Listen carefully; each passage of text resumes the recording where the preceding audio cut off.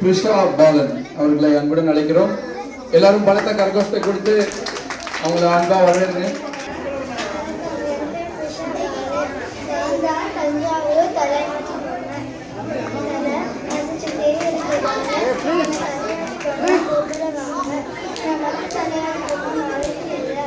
கொஞ்சம் வித்தியாசமா நான் இருப்பேன்.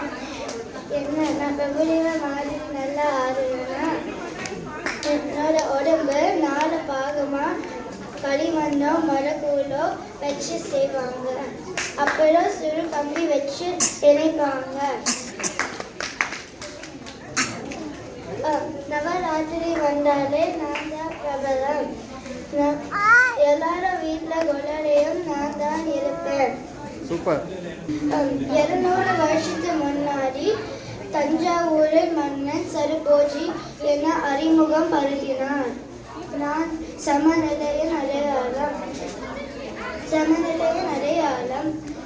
சவாலை எப்படி சமாளிக்கணும்னு என்கிட்ட இருந்து எல்லாரும் கற்றுக்கோங்க.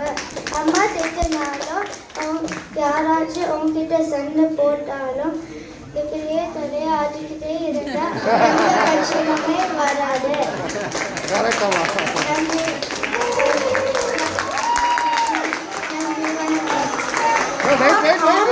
எவ்வளவு விஷயம் சொல்லிட்டாங்க பாருங்க. இந்த குட்டி தஞ்சாவூர் தலையாட்டி பொம்மை எங்க வீட்டுக்கு கொலுவுக்கு வந்தேன்னா உனக்கு ஒரு ஸ்பெஷல் சாங் இருக்கீங்க. வா பொம்மை மாதிரி ஆடிக்காம ஒரு சாங் போட்டுடலாம். உனக்கு பொம்மை மாதிரி ஆடிக்காம தஞ்சாவூர் பொம்மை மாதிரி ஆடு.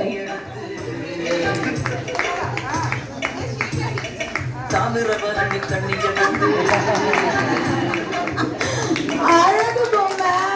எங்க வீட்டுக்கு கொலுவுக்கு வந்தேன்னா முதல் படியில உன்னை உட்காந்து வச்சிடுறேன் நானு. சரியா? வந்துடுறியா?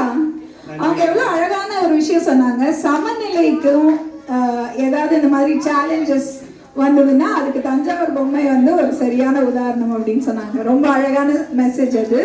Very nice. அம்மாவுக்கு வந்து ஒரு ஸ்பெஷல் அப்ரிசியேஷன்.